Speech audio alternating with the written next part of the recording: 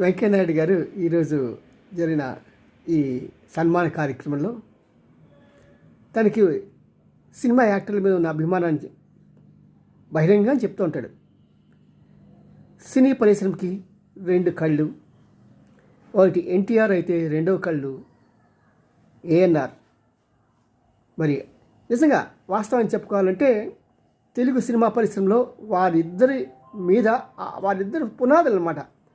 వారిద్దరి మీదే cinema industry develop అయింది, ఈ స్థాయికి వచ్చింది. ఈ రోజున బాహుబలి వచ్చిన ఇంటర్నేషనల్ సినిమా అయినా ఏదైనా సరే వారిద్దరే ముఖ్య కారణం.